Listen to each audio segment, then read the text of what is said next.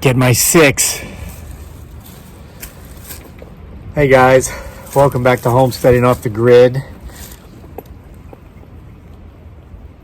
We're usually up there somewhere making these videos, but we're way down here in the yard beside the house today because I want to be able to watch for movement in this entire area while I'm making this video. And should we see what I've been seeing the last few days clear as day, I will be reversing the phone, and we're going to do a bum rush, and we're going to have a conversation with somebody or something. Okay. Now, with that said, I'm going to get my man bag on here. I've got something I want to read to you today.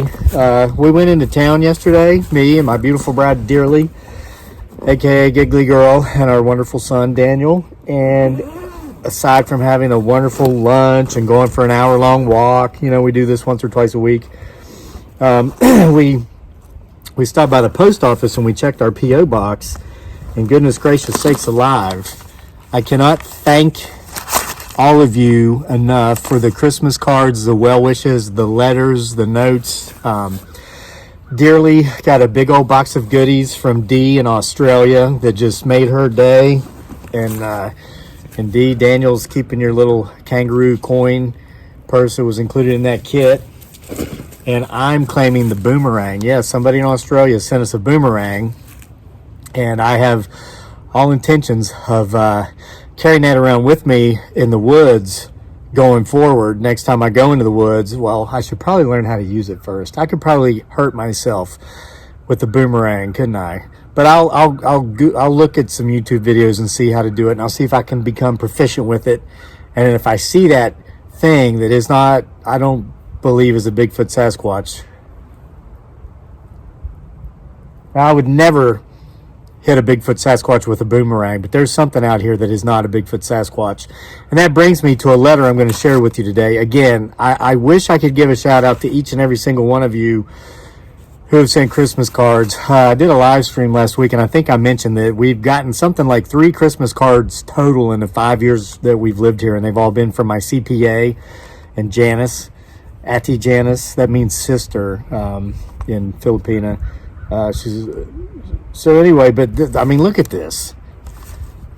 This is crazy. There have been some really nice handwritten letters, and I've made my way through them.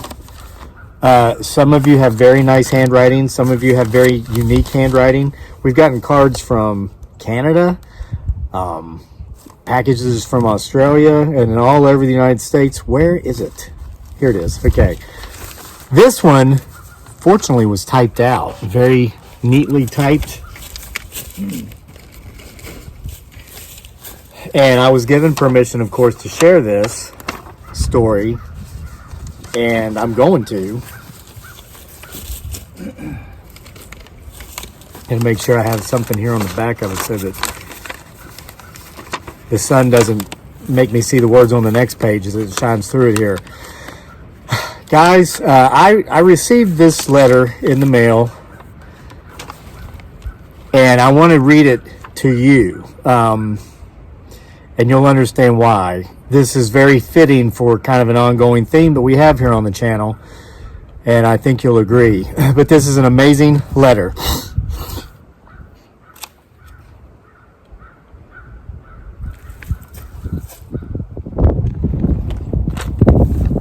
So you keep watching back there while I read. Pay attention to my words. But keep looking back here, okay?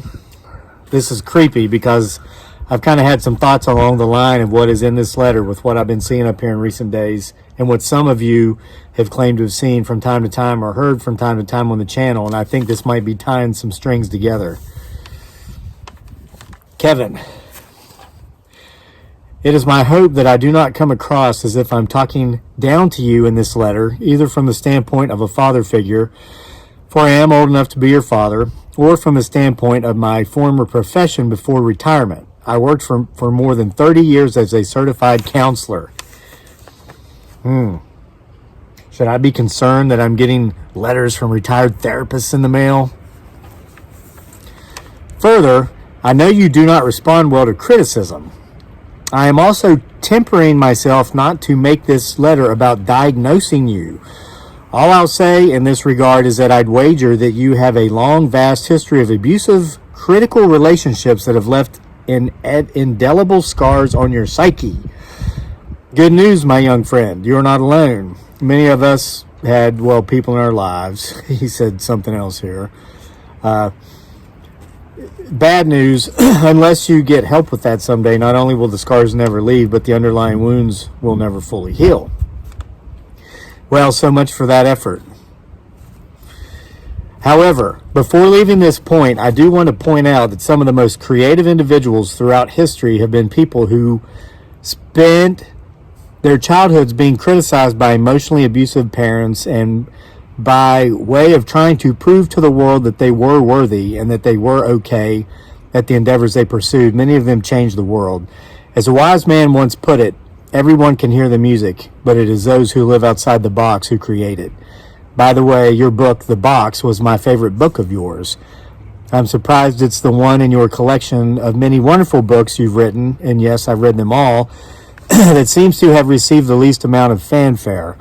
However, I get it. Most folks who come to your literary work seem to do so by way of your YouTube endeavors, and I do know that that work centers almost entirely around the mythical creature which may or may not exist and which may or may not live in the woods behind your home.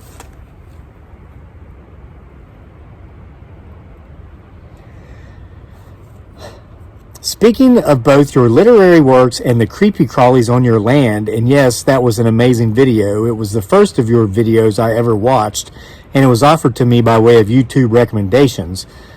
There was a story you wrote in one of your recent Bigfoot Sasquatch Files volumes that brought back memories from nearly 3/4 of a century ago. The story I'm referencing was, I believe, titled The Things We Leave Behind, or Those We Leave Behind, something to that effect. It was the story where you wrote of having to leave your best friend from childhood behind because you were both toxic for each other in regard to your addictions. Okay, that story was fiction-ish. Kinda. This guy, retired therapist, what do you know? I'd be willing to bet he was good at his job. Okay, anyway, I continue with the letter. Firstly, if that story is true, and I have reason to believe the majority of what you put into most of your stories, even your novels, is true, I would like to point out as a former counselor, and though I said in the opening of this communique that I would attempt to refrain from such things, you made the right decision. It was always so frustrating to me when working with patients when we would come so far in therapy to the point where my patients were about to be healed, for the lack of a better term, because in this field there is no healing, rather constant treatment. And then the progress would stop, and usually emotional relapse would occur because my patients simply refused to sever their ties with the most toxic people in their lives. Often, and most of the time, it was a toxic family member who was holding back my patient.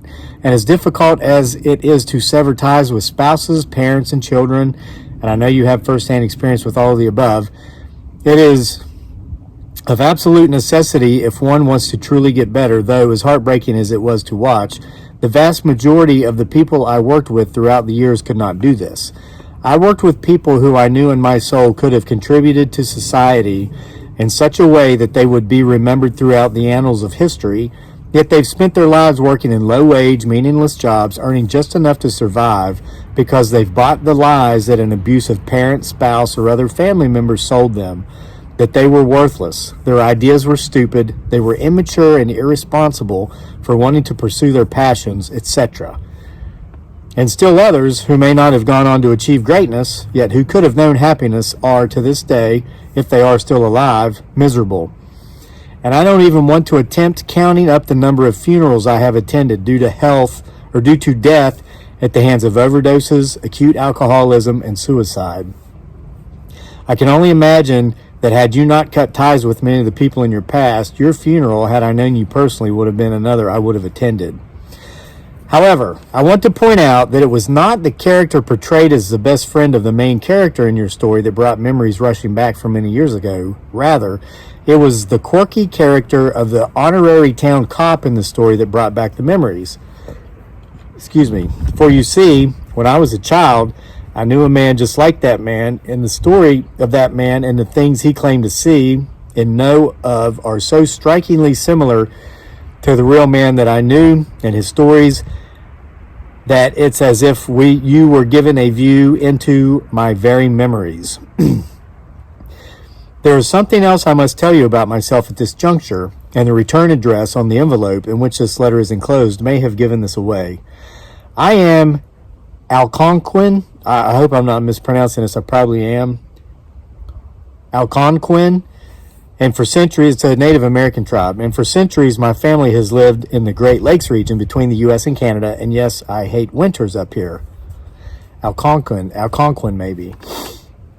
The man I knew, we simply called the old lunatic because that's what he was. And my family focused on speaking English. Though I regret having lost some of our old ways, I do appreciate my parents' concern in my survival in modern times. And I was not able to simply survive, but I honestly feel as if I thrived throughout most of my life. Yet this has nothing to do with the old lunatic. So I'll get back on track. It appears as if I may have been watching too many Crazy Lake videos as of late with such a segue. Just kidding, maybe.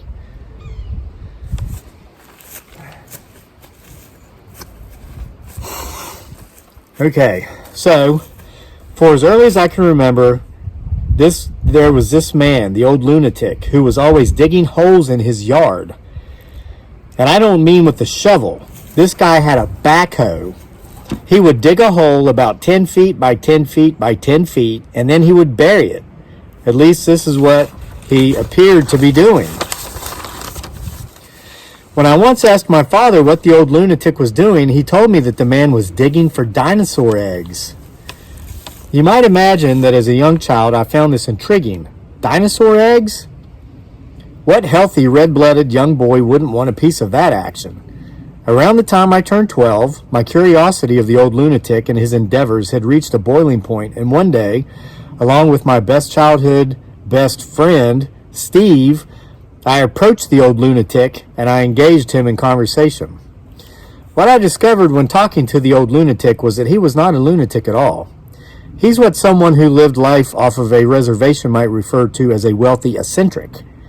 He'd made a fortune off of a series of convenience stores back before convenience stores were even a regular thing, and though he did spend most of his time digging those giant holes in his yard and then covering them up, he was not digging for dinosaur eggs, it turned out, and he was not simply filling in those giant holes after he'd finished digging them for the sake of staying busy.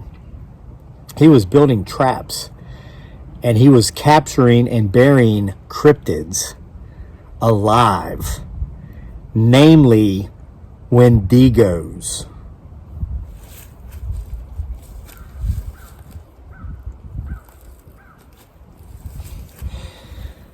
The old man, whose name, by the way, was Robert, and who was no more a lunatic than you, Crazy Lake, are crazy. Jury's still out on that one. Explained to us how there were things in this world that most people will never believe in, mostly because they will never have any sort of experience with them. Robert went further and explained that there are so many people in the world who simply refuse to believe anything that they don't already believe. Bigots, he called them.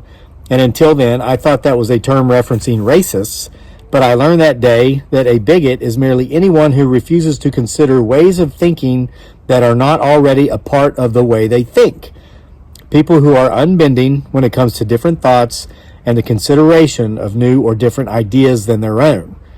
But Robert that day convinced Steve and me that he was a believer, and after hearing the story he told us, we were believers too. To make a long story short, unlike you and your videos, sorry, I had to put that in there. No, you didn't. Robert's parents had been eaten by a Wendigo. He told us these were creatures from our tribe's ancient legends. Basically, there is a form of bad energy that will consume a man or a woman who is already consumed with greed.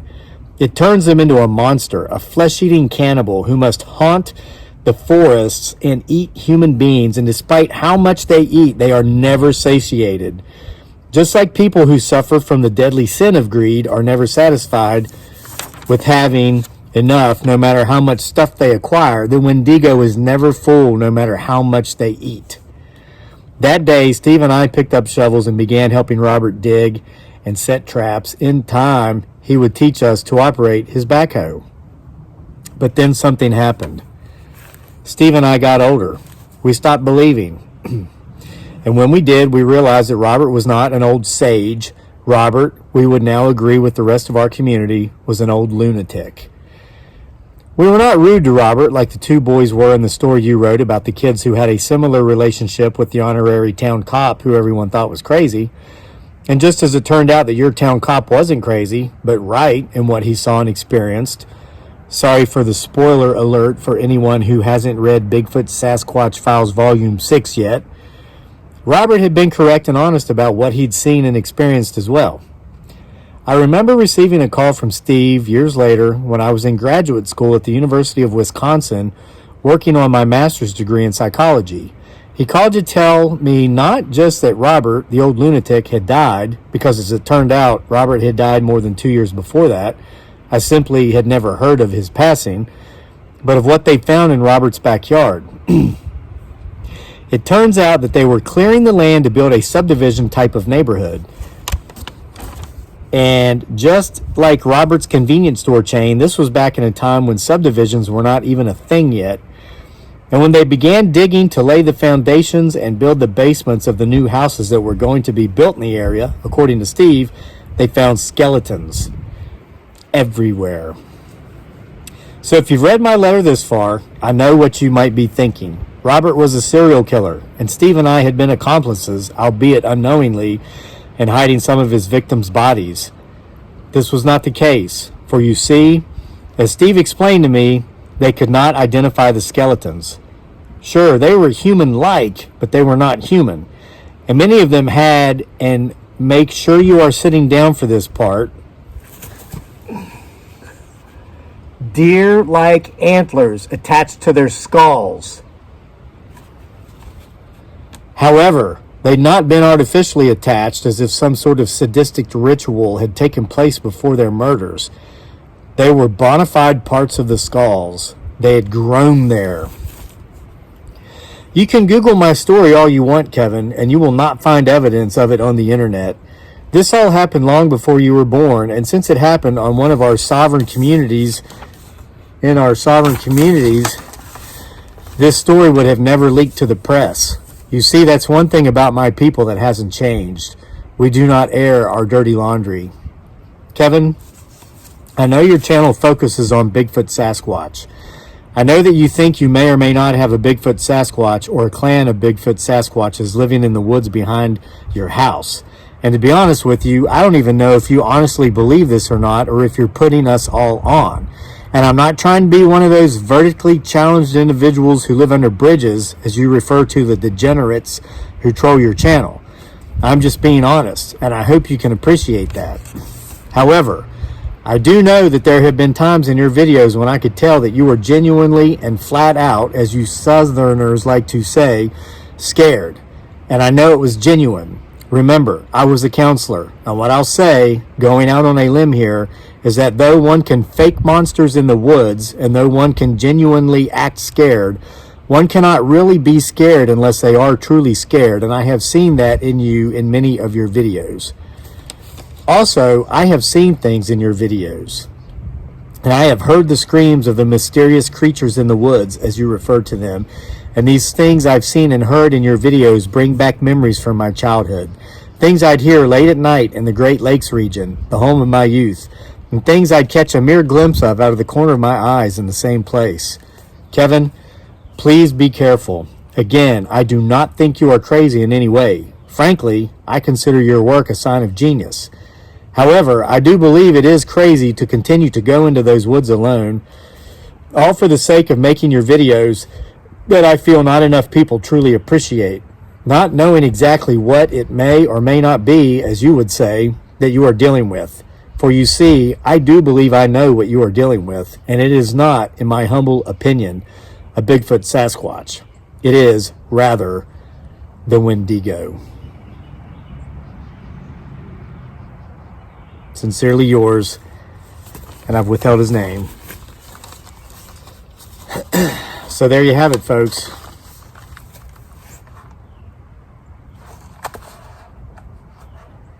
So has the thick just flattened, or is this simply a different view from one of many different viewers?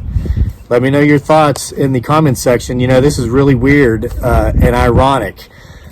Somebody left a comment on our video here about 2 weeks ago. We have a video called Mysterious Creature Screams from the Forest While Homesteading Couple Continues to Do Their Morning Chores.